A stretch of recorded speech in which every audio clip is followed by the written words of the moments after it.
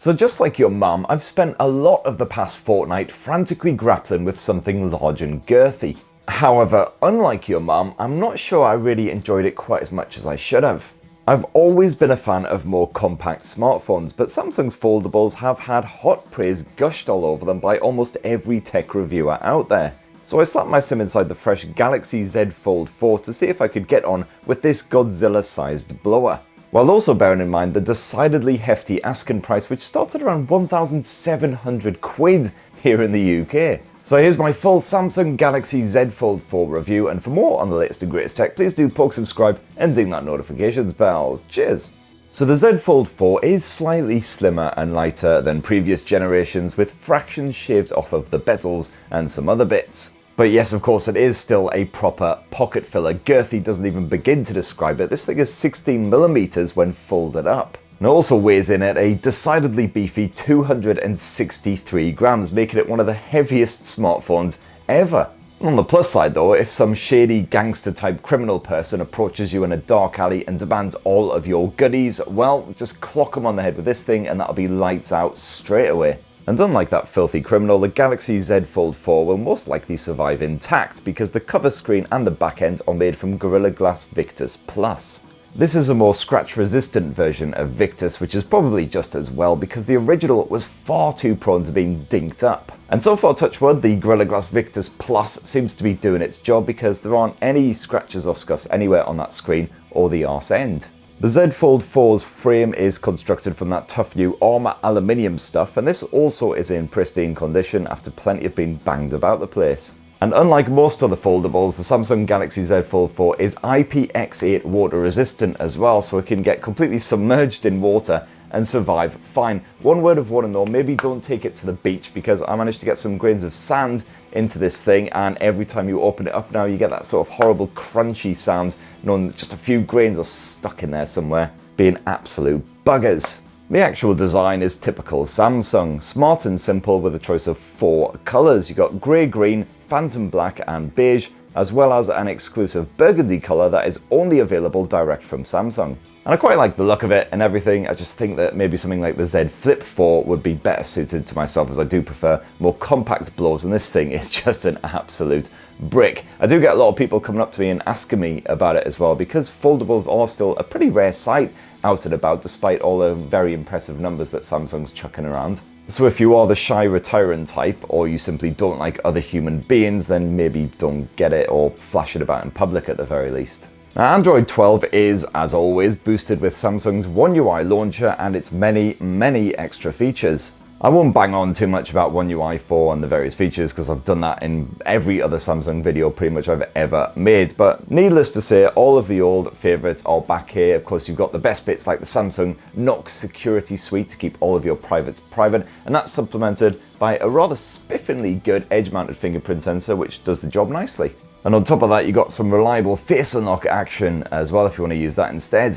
And the software can be a little bit buggy on the Fold, as it is a very different device to the norm, so you will have to be patient at times and just get on with it. And Samsung has tweaked OneUI to make the most of the dual display design, and so I really like the way that you can, for instance, set up a separate individual desktop arrangement for the cover screen and the main screen, given that you will be likely using them for very different purposes. And you can further customize both displays with static or video wallpapers. Now that 6.2-inch dynamic AMOLED cover screen isn't some basic piece of crap. It is perfectly sharp, serving up 402 pixel per inch visuals, complete with 120Hz refresh support, so we are talking proper eye candy. It is quite handy for replying to messages, especially if you've only got one hand free because you're carrying bags full of shopping or munching on a supersized sausage roll. Seriously, try unfolding the Z Fold 4 with only one hand, especially if your mitts are all greasy from munching on one of those buggers. You've got no f***ing chance. This thing is just going to end up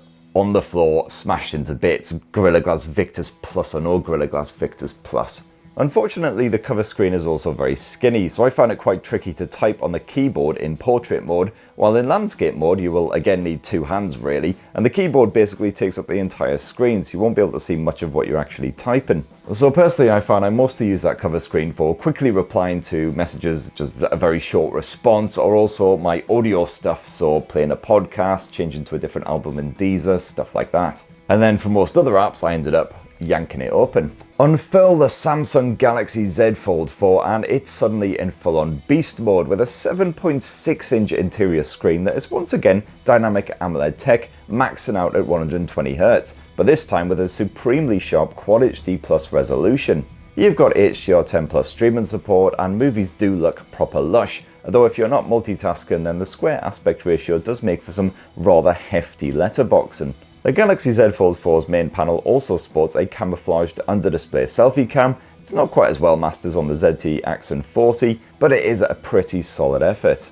But of course the whole point of having this massive square aspect ratio display is multitasking, and that is where the Galaxy Z Fold4 absolutely smashes it out of the park. For instance, you can refer to a web page while you're writing a message, or you can watch some bald tech twat on YouTube while you compose a sonnet. Whatever you fancy. My personal favourite arrangement was having bit Skype up top, Skyping with the fam, while on the bottom half of the screen you got the match playing. Great stuff. And you can save your favourite multitasking setups. They are instantly available with just a quick tap from that edge bar.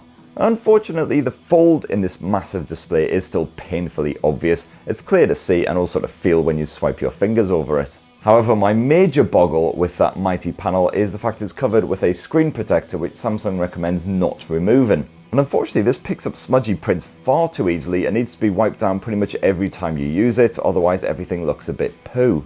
And also I did find quite often if I was clutching the Galaxy Z Fold4 like so rather than simply resting it in my palm, then quite often my finger flesh would intrude on the display and either select things that I didn't want or just render the whole thing unresponsive. And when you hold the Galaxy Z Fold4 on its side like so, it sports a stereo speaker setup with those speakers actually housed up towards the top end of those edges so you don't accidentally muffle them when you are clutching the phone like so.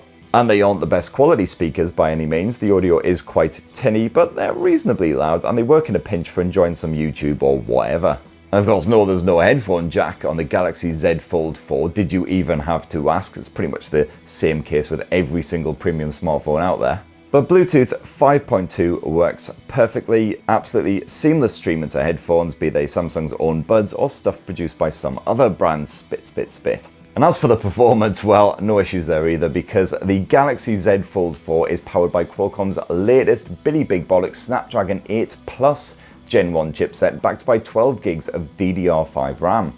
And yeah, I'll admit I was a little bit skeptical beforehand, but gaming is perfectly possible on the Galaxy Z Fold4, even enjoyable. Of course, titles like Call of Duty Mobile much better suited to wide aspect ratio displays. You get a better view of the battlefield, but the likes of Genshin Impact are played for hours at a time. Performance perfectly smooth, as you would expect, and the back end of this Samsung blower didn't get too toasty either. So even if you max out the graphics, want the best possible experience, this thing will definitely do the job. You got 2 SIM slots on this thing, plus eSIM support on top of that, full 5G support. The connectivity was flawless, whether I was on the mobile networks or on Wi-Fi as well. The download speed stayed very strong indeed.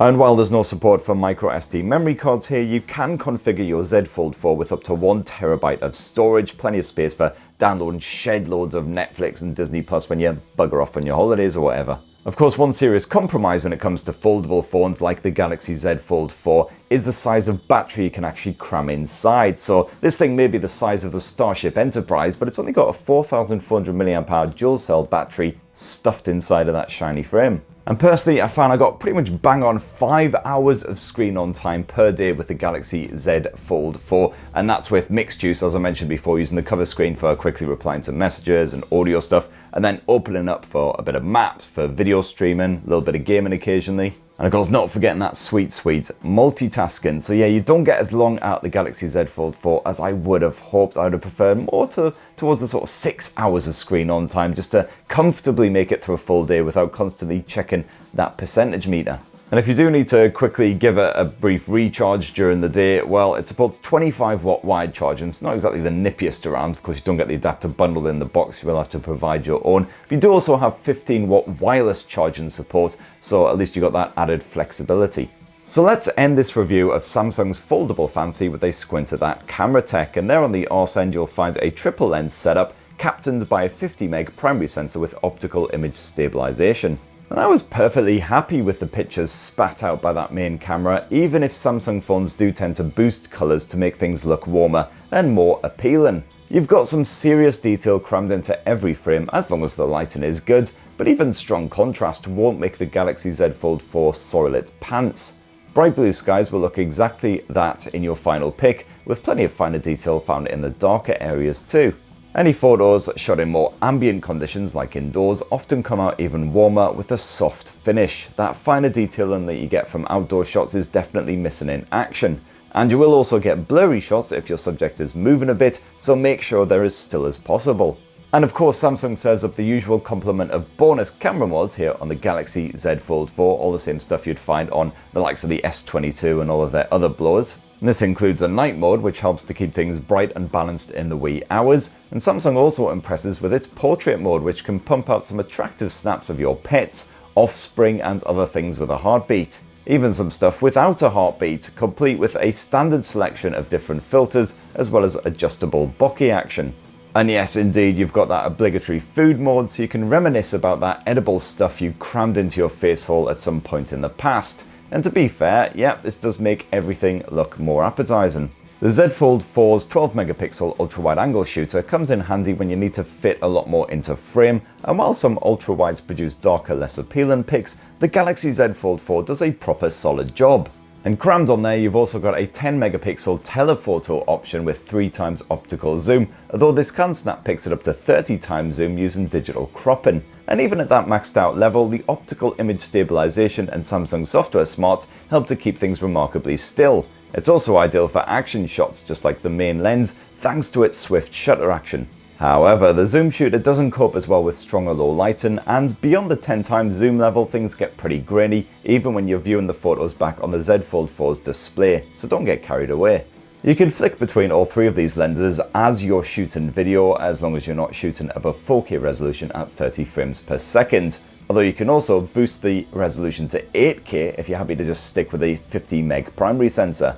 At that Ultra HD level, I was more than happy with my home movies. The focus can generally be relied upon, the stabilization is good enough to move about while you're shooting so you don't end up with puke-inducing results, and the audio capture is excellent even in breezy conditions. At night, yeah, things do start to look quite grainy again, but that's no different to most smartphones. Meanwhile, selfie fans can snap away with a solitary 10 megapixel camera stuck in the cover display, or also with the 4 meg camera partially hidden underneath the main display. Although this one is a bit crappy to be fair, and only really suited to Skype calls with the folks, etc. You can also use the cover screen as a kind of viewfinder to shoot selfies with the 50 meg main camera, although this is pretty awkward and probably best not bothered with, because the 10 meg shooter from the cover display is perfectly fine, producing good looking detailed snaps even when you're fighting against strong or poor lighting. You shoot up to 4K resolution footage using that front-facing camera, which is on the cover screen if you want to. Either 30 or 60 frames per second, pretty smooth stabilization. But the selfie camera on the massive inside display can only shoot it up to full HD resolution at 30 or 60 frames per second. Where the bloody hell am I? How do I get out of this place? So that right there is my full, final, frank review of Samsung's Galaxy Z Fold4 foldable phone after using it as my full-time blower. And I gotta say, I don't think it's quite for me. I did feel rather conspicuous when wielding it out in public. And while I really enjoyed multitasking on that main display, I don't think I quite used it enough in order to justify the sky-high asking price, or just the mere fact that I was carrying a brick around inside of my shorts. Likewise, that cover display isn't quite as good as just the standard display on most of the smartphones. It's a little bit too skinny for my liking, but you know what? If you do a lot of multitasking, if you can see yourself watching a lot of video while doing a lot of web browsing, messaging, all that kind of stuff, then you're going to get more out of the Galaxy Z Fold4 than I did. I'd have preferred better battery life, but the performance is absolutely spot on. The media chops are pretty good, and you know what, that camera tech, no real sacrifices made here. This is a perfectly good everyday snapper that will satisfy most people, no worries. Anyway, that's more than enough of me banging on about this massive thing clutched in my hand right here. Let me know what you guys think down in the comments below. Please do poke, subscribe, and ding that notifications bell for more on the latest and greatest tech, and have yourselves a bloody lovely rest of the week. Cheers everyone, love you.